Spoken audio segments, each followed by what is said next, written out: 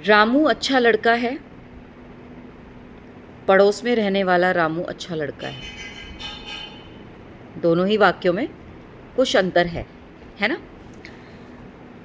रामू अच्छा लड़का है, इस वाक्य में रामू के बारे में बात की मैंने। रामू क्या है? केवल एक शब्द है। दूसरा वाक्य था मेरा, पड़ोस में रहने वाला रामू अच्छा लड़का है। इसमें मैंने रामू के बारे में बताया, पड़ोस में रहने वाला। ये क्या है? शब्दों का एक समूह, ग्रुप ऑफ वर्ड्स। जब हम एक शब्द की बात करी मैंने, उसे मैं कहूँगी पद। जब मैंने एक से ज़्यादा शब्दों को जोड़ दिया, उसे मैं कहूँगी पदबंध। नमस्कार, आज का मेरा विषय है पदबंध। पदबंध, जैसा कि मैंने अभी बताया, एक शब्द होगा तो मैं उसे कहूँगी पद। लेकिन जब एक से अधिक शब्द आपस में जुड़कर व्याकरण पर आधारित व्याकरण के एक नियम से बंध जाते हैं आपस में, तब हम उन्हें पदबंध कहते हैं। ये जो पदबंध होता है, ये पूरा वाक्य नहीं होता, ये केवल वाक्य का एक पार्ट होता है, वाक्य में से एक अंश कह सकते हैं। पदबंध पूरा वाक्य नहीं है, ये वाक्य का एक अंश है, एक हिस्सा है जो किसी पर्टिकुलर चीज़ के बारे में हमें डिस्क्राइब करता है। ठीक है। जब ये बहुत सारे शब्दों को हम व्याकरण के आधार पर, व्याकरण के नियमों में बांध दें, तो उस बंधे हुए जो पार्ट को, उस बंधे हुए हिस्से को या उस भाग को हम पदबंध का नाम देते हैं। पदबंध के 5 भेद होते हैं। आप सभी बच्चों ने बहुत छोटी क्लासेस से संज्ञा पढ़ी है, सर्वनाम पढ़े हैं, विशेषण भी पढ़े हैं, क्रिया भी पढ़ी है, क्रिया विशेषण भी पढ़े हैं। ठीक है। अब यही 5 हमारे पदबंध के भाग होते हैं, यानी कि पदबंध के 5 प्रकार माने जाते हैं: संज्ञा पदबंध, सर्वनाम पदबंध, विशेषण पदबंध, क्रिया पदबंध और क्रिया विशेषण पदबंध। अब संज्ञा बहुत बच्चों ने बहुत अर्ली एज में हमें पढ़ा दिया जाता है। छोटे छोटे बच्चों को हम पढ़ाते हैं, किसी व्यक्ति, वस्तु, स्थान, भाव आदि के नाम को हम संज्ञा कहते हैं। इंग्लिश में बोलूँ तो noun. Noun is a naming word, right. तो संज्ञा पदबंध को हम कैसे पहचानें? किसी वाक्य में उस हिस्से को मैं कैसे पहचानूं? मैं कैसे बताऊं कि ये संज्ञा पदबंध है, ये सर्वनाम पदबंध है, क्रिया है, विशेषण है या क्रिया विशेषण है? ये सभी आज की वीडियो में मैं कोशिश करूंगी आपको इन प्रश्नों के उत्तर मिलें। तो बेटा, सबसे पहले मैं बात करूंगी संज्ञा पदबंध के बारे में। जैसे कि अभी मैंने बताया कि हम छोटे छोटे बच्चों को क्या पढ़ाते हैं? Noun is a naming word. संज्ञा क्या है? नाम। नाम किसी व्यक्ति, वस्तु, स्थान, भाव आदि के नाम को ही तो हम संज्ञा कहते हैं, है ना। तो हमारे वाक्य में जो पार्ट आपको किसी व्यक्ति, वस्तु आदि के बारे में बताएगा, वो हमारा संज्ञा पदबंध कहलाएगा। वाक्य का वो पार्ट, वो हिस्सा, वो अंश, वो भाग जो किसी नेमिंग वर्ड की तरफ इशारा कर रहा है, किसी नाउन की तरफ इशारा कर रहा है, वो संज्ञा पदबंध कहलाएगा। प्रश्न जब आपसे पूछे जाते हैं तो उसमें आपको या तो रेखांकित कर दिया जाता है उतने पार्ट को, या उसको हाईलाइट कर देते हैं, बोल्ड कर देते हैं, ज़्यादा मतलब गहरे रंग से कर देते हैं। कलरफुल पेपर होता है तो समटाइम डिफरेंट कलर से भी कर देते हैं। यानी कि पूरे वाक्य को ना देख करके केवल उस भाग को देखें आप जिसको या तो रेखांकित किया हुआ है या आपने उसको बोल्ड आपको दिखाई दे रहा है अलग से, तो उस पार्ट को फोकस करिए। उस पार्ट में अगर वो हिस्सा, अगर वो अंश आपको नाउन के बारे में बता रहा है, नेमिंग वर्ड के बारे में बता रहा है, किसी व्यक्ति वस्तु के नाम की तरफ, किसी मनुष्य की तरफ, प्राणी की तरफ आपको इशारा कर रहा है, तो वो हो गया आपका संज्ञा पदबंध। इसके कुछ एग्जाम्पल्स जैसे मैं आपको बताऊं, कि जंग में लड़ने वाला सिपाही मैदान छोड़कर भाग गया। तो यहाँ क्या रेखांकित किया जाए? जंग में लड़ने वाला सिपाही। सिपाही क्या है? व्यक्तिवाचक संज्ञा है ना। संज्ञा के 3 भाग होते हैं, पता है आपको, जातिवाचक, व्यक्तिवाचक और भाववाचक। तो अब इसमें से कोई भी संज्ञा आपसे पूछी जा सकती है, ठीक है। जैसे बंगले के पीछे लगा हुआ पेड़ आज गिर गया। अब इसमें बंगले के पीछे लगा हुआ पेड़ को अगर मैं रेखांकित कर दूँ तो पेड़ अगेन नेमिंग वर्ड है, नाउन है ना। तो इसकी पहचान, संज्ञा की पहचान यही है कि जो रेखांकित अंश होगा, जो पदबंध रेखांकित किया जाएगा, वो आपको नाउन के बारे में बताएगा, संज्ञा के बारे में बताएगा। इसी तरीके से दूसरा पदबंध हमारा है सर्वनाम पदबंध। ये भी हमने बचपन में पढ़ा कि संज्ञा के स्थान पर प्रयोग किए जाने वाले शब्दों को हम सर्वनाम कहते हैं।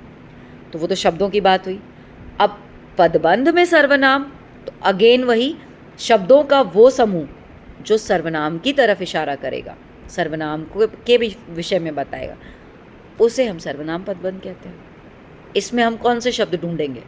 मैं, तुम, आप, तुम्हें, तुम्हारा, मेरा, इनका, उनका, ये सब हमारे सर्वनाम शब्द हैं। तो जैसे हमने संज्ञा में किया, हमने अंडरलाइन वर्ड्स को देखा, उसमें जो अगर हमें नाउन का इशारा किया तो हमने बोला कि वो संज्ञा पदबंध है। ऐसे ही अगर प्रोनाउन बता रहा है, अगर सर्वनाम बता रहा है, तो वो हमारा सर्वनामिक पदबंध कहलाएगा या सर्वनाम पदबंध कहलाएगा। जैसे कुछ एग्जाम्पल मैं दूं आपको। परेशानियों से घिरा हुआ मैं कुछ नहीं कर सका। अब इसमें मैं क्या है? सर्वनाम है, ठीक है। और हमेशा व्यस्त रहने वाले तुम आज यहाँ कैसे आ गए? इसमें तुम शब्द तक आपका रेखांकित किया गया होगा, तो ये आपका सर्वनाम पदबंध है। इसके अलावा जैसे सॉरी, मेहनत करने वाला वह अवश्य ही सफल होगा। वह, तो आपको फोकस करना है कौन से शब्दों पर? प्रोनाउन वर्ड्स को, सर्वनाम शब्दों, ठीक है। वही बोल्ड में होंगे आपके या वही रेखांकित होंगे, तो वो शब्द समूह जिसमें आपको प्रोनाउन मिलेगा, तो वो आपका हो गया सर्वनाम पदबंध। अगला मैंने कहा आपको विशेषण पदबंध। पढ़े एडजेक्टिव्स? पढ़े है ना। संज्ञा या सर्वनाम की विशेषता बताने वाले शब्दों को विशेषण कहते हैं। तो जो पदबंध वाक्य का वो भाग जो संज्ञा या सर्वनाम की विशेषता बताएगा, वो विशेषण पदबंध कहलाएगा। वो विशेषण पदबंध कहलाएगा। कैसे कैसे? क्या उदाहरण हो सकता है? पेड़ से गिरने वाले पत्ते सूखे हैं। पेड़ से गिरने वाले, यहाँ तक अंडरलाइन होगा, क्योंकि पत्ते तो फिर नेमिंग वर्ड आ गया, तो उससे पहले उसकी विशेषता बता दी आपको, पेड़ से गिरने वाले, ठीक है। या आपके समान समझदार लोग कम ही होते हैं, तो इसमें व्यक्ति की विशेषता है ना, समझदार है वो, तो आपके समान समझदार, ठीक है। ये हमारा विशेषण होगा। जैसे अगर मैं कहूँ दरवाजे पर खड़ी महिला, तो इसमें महिला के बारे में क्या बताया मैंने? दरवाजे पर खड़ी, तो ये हमारा विशेषण पदबंध का उदाहरण हो गया। अब क्रिया क्या होता है? किसी भी काम का करना या होना जिन शब्दों से पता चलता है उन्हें क्रिया कहते हैं। वर्ब पढ़े है ना। किसी भी काम का करना या होना जिन शब्दों से पता चलता है उसे क्रिया पदबंध कहते हैं। तो इसकी पहचान तो बहुत ही आसान हो गई, इसकी तो बहुत ही आसान पहचान हो गई। क्या? कमेंट करो, बताओ। क्रिया की पहचान करना सबसे आसान है। वो पदबंध ढूंढो जो किसी काम के करने या होने को बता रहा है। जैसे मोहन सो रहा है, इसमें सोना क्रिया है, सो रहा है। दादाजी अखबार पढ़ रहे हैं क्रिया है, ठीक है। स्त्रियां पानी भरने गई है, जाना क्रिया है, गई है वो। कछुआ धीरे चल रहा है, चलना क्रिया है, चल रहा है क्रिया है। इसकी पहचान तो बहुत ही सरल है, क्रिया पदबंध। वे शब्द वो शब्दों का समूह, समूह याद रखना, एक सिंगल शब्द नहीं। एक सिंगल शब्द हो गया तो वो पद हो गया, एक से ज़्यादा, दो से ज़्यादा शब्द उसमें जुड़े होंगे तब वो पदबंध होगा। तो क्रिया की जो पहचान बताए, किसी काम के करने या होने के बारे में बताए, वो क्रिया पदबंध है। और आखिरी इसका भेद है क्रिया विशेषण पदबंध, जो क्रिया की विशेषता बताता है। क्रिया कब हो रही है, कैसे हो रही है, जो इस बारे में बताएगा, वो क्रिया विशेषण है। क्या मैंने बोला, कछुआ धीरे चल रहा है, इसमें चल रहा है तो क्रिया है, लेकिन वो कैसे चल रहा है, धीरे। तो धीरे क्रिया की विशेषता है, उसकी क्रिया कैसे हो रही है, धीरे धीरे हो रही है। तो धीरे शब्द जो है वो क्रिया विशेषण है। ठीक है। और भी बहुत सारे हो सकते हैं ना क्रिया विशेषण। क्रिया विशेषण को अव्यय भी कहते हैं, ये याद रखना। ठीक है, क्रिया विशेषण को अव्यय भी कहते हैं। अव्यय जो चेंज नहीं होता। मेरी पिछली वीडियो देखना, मैंने अव्यय यानी कि अविकारी शब्द बताए थे आपको। अगर अव्यय के बारे में जानना है तो उस वीडियो पे जाओ।